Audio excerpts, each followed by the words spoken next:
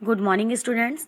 Myself, Dr. Manjesh Srivastava, Assistant Professor B.Ed, MMV PG College, Kidwai नगर, कानपुर।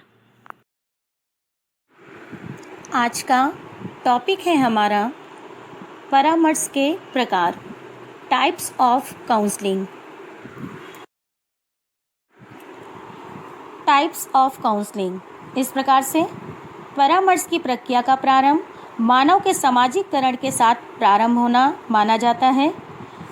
जैसे औपचारिक प्रक्रिया के अभाव में परामर्श का कार्य अनौपचारिक रूप में संपन्न होता था और व्यक्ति के समुचित विकास तथा प्रगति के लिए औपचारिक परामर्श अपरिहार्य है। इस अनुभूति के परिणाम स्वरूप परामर्श की व्यवस्थित तथा वैज्ञानिक प्रक्रिया का विकास किया गया। मानव जीवन के विविध पक्ष में और प्रत्येक पक्ष में उत्पन्न समस्या का रूप दूसरे से भिन्न होता है। परिणाम के स्वरूप समस्याओं के निदान और समाधान के लिए विशिष्ट ज्ञान और कौशल की आवश्यकता के रूप में विविध प्रकार के परामर्श के रूपों का विकास हुआ, जो इस प्रकार से हुआ। निम्नलिखित भागों में बांटा गया। इसे परामर्श को निम्न प्रकार से दिया गया है, जो इस प्रकार से है। फर्स्ट है नैदानिक परामर्श, क्लिनिकल काउंसलिंग। तो इसमें जैसे इसका एक जो प्रारूप होता है वो जैसे है किसी चीज़ की समस्या है या उसका विश्लेषण करना, उसका उपचार करना, और साथ में जैसे एक तरह होता है कि उस जैसे कोई भी एक व्यक्ति है उसका असमान दशाओं या असमान व्यवहारों का निदान कर उसका सुझाव भी दिया जाता है। इसमें साथ ही उपाय भी बताए जाते हैं और वो इस तरह के नैदानिक परामर्श के अंतर्गत जो आते हैं वो नैदानिक मनोविज्ञान तथा व्यक्ति का व्यवहार से संबंधित होकर उपचारात्मक उपाय भी प्रस्तुत किए जाते हैं। साथ ही उपबोध की जो बेहतर समायोजन तथा अभिव्यक्ति के क्रम में कोई भी व्यवहार हो, किसी तरह का भी व्यवहार हो, वो मानसिक अव्यवस्था विकसित कर लेता है। साथ ही निदान, उपचार, प्रतिरोधन तथा ज्ञान के विस्तार के लिए भी जो शोध किए जाते हैं उसका प्रशिक्षण का भी अभ्यास को ग्रहण किया जाता है साथ में। और नैदानिक मनोविज्ञान एवं नैदानिक परामर्श में काफ़ी समरूपता पाई जाती है। नेक्स्ट आपका है मनोचिकित्सीय परामर्श, साइकोथेरेपिक काउंसलिंग। तो इसके अंतर्गत जो आता है कि मनोचिकित्सीय परामर्श एक तरह मनोविज्ञान का वह प्रत्यक्ष संबंध होता है जो मनोविज्ञान के रूप में एक तरह प्रशिक्षित व्यक्ति अन्य व्यक्तियों द्वारा अब व्यक्तियों के सामाजिक अपसमायोजन वाले भावनात्मक दृष्टिकोण को एक तरह शाब्दिक माध्यम से सचेत रूप में प्रश्न करता है। इसमें जैसे होता है कि उपबोध जो होता है वो अपने व्यक्तित्व से पुनः संगठन करके एक तरह अवगत कराता है या उसको बताता है अपनी समस्याओं को। जैसे मान लीजिए कि चिकित्सात्मक शब्द जो होता है वो औषधि एवं इलाज के क्षेत्र का होता है और इसमें ये होता है कि परामर्श के संदर्भ में इसका प्रयोग किया जाता है। चिकित्सा संबंधी मुख्यार्थ लुप्त जो हो जाते हैं उसे सिर्फ केवल एक उन क्रियाकलापों का प्रतीक माना जाता है जो उपबोध की कठिनाइयों के समाधान में सहायता करता है। नेक्स्ट पॉइंट है छात्र परामर्श, स्टूडेंट काउंसलिंग। तो इसके अंतर्गत जो आता है कि नैदानिक परामर्श की भांति छात्र परामर्श ग्रहण करता है और केवल इतना ही नहीं, छात्र परामर्श में छात्रों का मूल चरित्र और शैक्षिक होता है, जिससे इसका प्रयोग जो शिक्षा का प्रयोग किया जाता है व्यक्तिगत संपर्क की स्थिति में सीधे व्यक्ति की आवश्यकता के लिए होता है। और इस प्रकार छात्र परामर्श का संबंध शैक्षिक जीवन को प्रभावित करने वाली समस्याओं से होता है। इसमें शिक्षा का व्यक्तिगत संपर्क जो होता है वो माध्यम भी व्यक्ति की आवश्यकताओं के अनुरूप ही पाया जाता है। नेक्स्ट है आपका नियोजन परामर्श जैसे प्लेसमेंट काउंसलिंग। तो इसके अंतर्गत जो आता है कि यह परामर्श जो होता है ये उपबोध की उसकी योग्यताओं, अभिरुचियों और दृष्टिकोण के अनुरूप एक तरह इसका व्यवसाय जो होता है उसके करने की सहायता देता है। लेकिन एक चीज़ और है इसमें कि उपबोध जिस प्रकार से कृत का मतलब यहाँ पे आ रहा है जैसे पद, तो पद के अनुरूप जो योग्यता रखता है उसे एक तरह कृत संतोष कहा जाता है या मिल जाता है उसको संतोष मिलने से ये होता है कि उसका जो एक तरह कृत नियोजन है वो प्राप्त करने में नियोजन परामर्श सहायता देता है। नियोजन परामर्श के द्वारा व्यक्ति का जो विकास और परामर्श प्राप्त करता है और उसका जो कार्य होता है वो परामर्श सही व्यवसाय और अपने पर एक तरह बल देता है। इसमें क्या होता है कि व्यक्ति शक्ति समय दोनों की बचत होती है और अच्छे परिणाम भी सामने आते हैं इसमें, जो मतलब एक तरह इसका अच्छा रिजल्ट आता है सामने। फिर है व्यावसायिक एवं जीविका परामर्श, वोकेशन एंड कैरियर काउंसलिंग।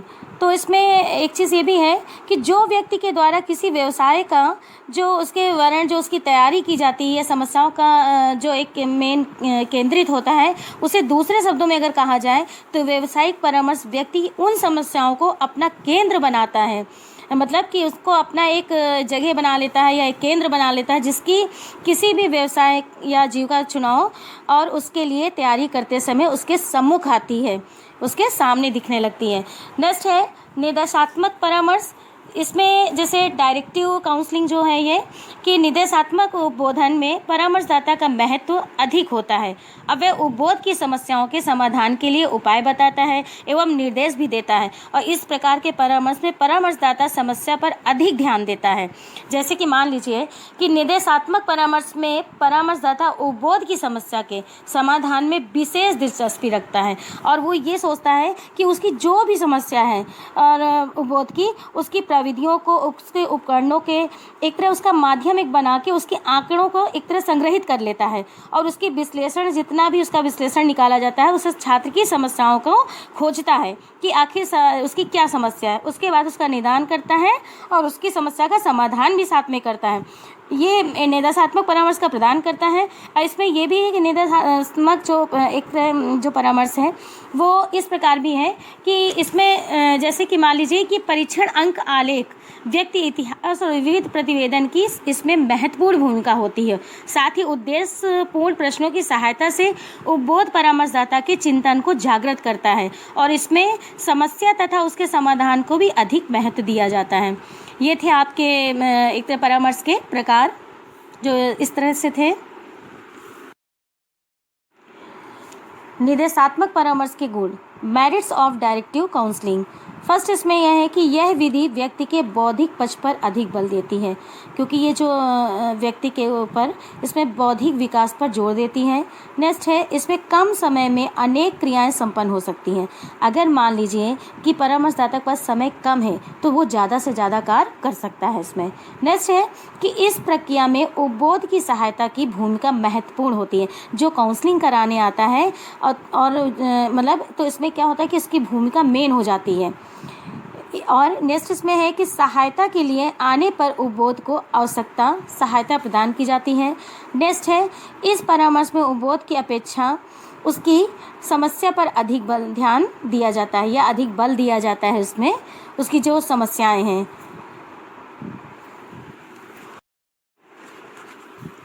निर्देशात्मक परामर्श के दोष, demerits of directive counselling. First इसमें है कि इसमें परामर्शदाता का प्रभुत्व होता है, मतलब इसमें परामर्शदाता मेन केंद्रक होता है, एक तरह प्रभावशील होता है, खूब अपने आप को बहुत पावरफुल समझता है, तो इसीलिए एक दोष का कारण ये भी है। नेक्स्ट है कि इसमें उपबोध की मौलिकता का विनाश हो जाता है। जो काउंसलिंग कराने आता है वो एकदम सीधा साधा होता है, सरल होता है, तो एक तरह उसकी मौलिकता का नष्ट हो जाती है। नेक्स्ट है कि यह परामर्श अमनोवैज्ञानिक और प्रभावहीन होता है। नेक्स्ट, उपबोध में अपनी समस्या के समाधान की क्षमता का विकास नहीं होता है और वह सदैव इसके लिए दूसरों पर निर्भर करता है। जो काउंसलिंग कराने आता है, जो बोध होता है, वो अपनी समस्या का समाधान खुद नहीं कर पाता है और वो हमेशा क्या होता है, दूसरे पे डिपेंड होता है, तो ये भी एक दोष का कारण है। अनिर्देशात्मक परामर्श, नॉन डायरेक्टिव काउंसलिंग। तो इसमें निर्देशात्मक परामर्श जो होता है वो अनिर्देशात्मक परामर्श के बिल्कुल विपरीत होता है, क्योंकि इसमें उपबोध जो होता है वो मेन केंद्रक होता है, उसकी मेन भूमिका उसमें होती है। फर्स्ट पॉइंट, उपबोध केंद्रित संबंध, द क्लाइंट सेंटर्ड रिलेशन। तो ये वो रिलेशन है जैसे कि इसमें परामर्शदाता और उपबोध के बीच का पारस्परिक संबंध होना चाहिए। इसमें परामर्शदाता अपने निर्णय को बताता तो है, लेकिन अपने निर्णय को थोपता नहीं है उपबोध के ऊपर, और वो इसलिए क्योंकि उपबोध को एक तरह सोचता है कि अंतिम निर्णय जो है वो उपबोध ही ले, इसलिए क्योंकि वो अपने एक ऐसा वातावरण बना देता है परामर्शदाता कि वो अपनी समस्याओं को खुद खोजे और उसका निराकरण कर सके।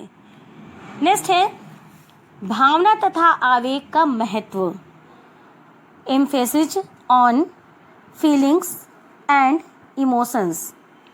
तो इसमें यह है कि अनिदेशात्मक परामर्श जो होता है और उपबोध, वो अपनी भावनाओं को स्वतंत्रता पूर्वक एक तरह वो मतलब अवसर प्रदान किया जाता है उनको कि वो अपनी जितनी भी इमोशनल है, जितनी भी जो बातें हैं वो अच्छे से अपने परामर्शदाता के सामने वो कर सकता है और अपनी भावनाओं को, अपनी अभिरुचियों को सही तरह से वो जब बात करेगा, अपनी पूरी बातों को बताएगा, अपनी समस्याओं को, तो उसका तभी तो सही निराकरण होगा, सही ज्ञान तभी तो मिलेगा उसको।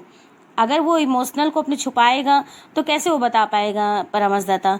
तो इसलिए उसको उसकी भावनाओं को एकदम स्वतंत्रता पूर्वक छोड़ दिया जाता है कि वो जो है वो परामर्शदाता से अपनी बात को वो कह पाए, जिससे कि सही ज्ञान प्राप्त हो सके उसे।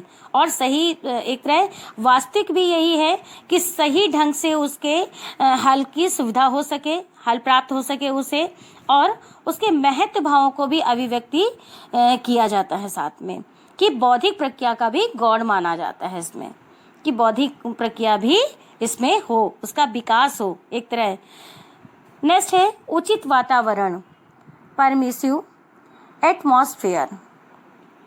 तो इसमें यह है कि ऐसा वातावरण बना लिया जाता है कि परामर्शदाता उपबोध के बीच में कि वो अपनी जो भी अभिरुचियां हैं, उसके जो भी भाव हैं, वो स्वतंत्रता पूर्वक सामने अपने परामर्शदाता के सामने कर पाए, क्योंकि ऐसा वातावरण ही बनाया जाता है तभी तो वो अपने निर्णय को सही ढंग से ले पाता है। भाई जब परामर्शदाता को उपबोध अपनी बात को सही ढंग से बताएगा तभी उस पे हल निकलेगा, तो तभी वो उपबोध निर्णय सही ढंग से ले पाएगा। इसे और एक चीज़ और है कि इसे में परामर्शदाता बार बार उस चीज़ को उपबोध से कहता है कि इस बात से उपबोध उसकी समस्याओं को ध्यान से सुने। मतलब जो भी मान लीजिए कि उपबोध अपनी बातों को बताता है परामर्शदाता से, तो परामर्शदाता जब निर्णय निकालता है तो वो बार बार उपबोध को अपनी बात को बताता है और गौर कराता है कि जिससे वो सही ढंग से निर्णय ले पाए। ये आपके थे अनिदेशात्मक परामर्श, जो इस प्रकार से थे। अनिदेशात्मक परामर्श के सिद्धांत, principles of non directive counselling. तो इसमें फर्स्ट पॉइंट है उपबोध की सत्यनिष्ठा का आदर, respected for the integrity of the client. तो इसमें यह है कि जो अनिदेशात्मक परामर्श जो होता है वो उपबोध की सत्यनिष्ठा और उसके व्यक्तित्व, पर्सनल ऑटोनॉमी समझ लो, उसको आदान प्रदान किया जाता है। और इसमें यह भी है कि परामर्शदाता बिना कोई निर्णय या निर्देश दिए उपबोध की सहायता के लिए हमेशा तैयार रहता है या तत्पर रहता है।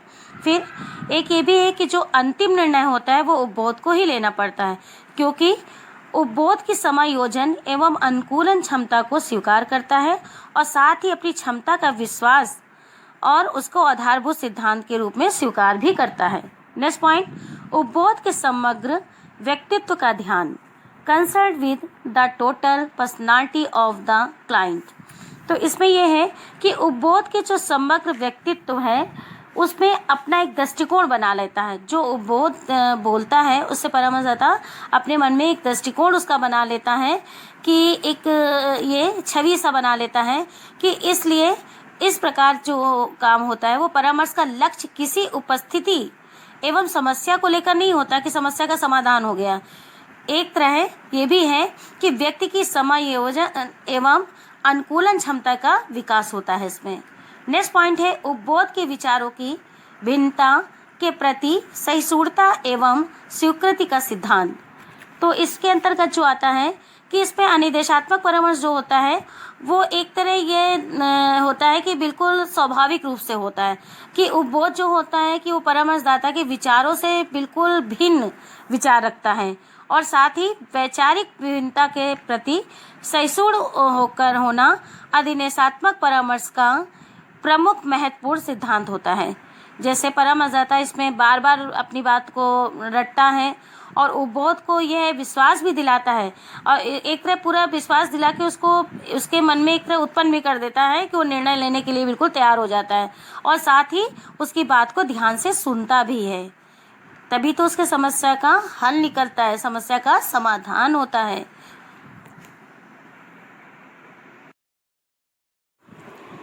निर्देशात्मक परामर्श के सोपान, steps in directive counselling. First इसमें है विश्लेषण।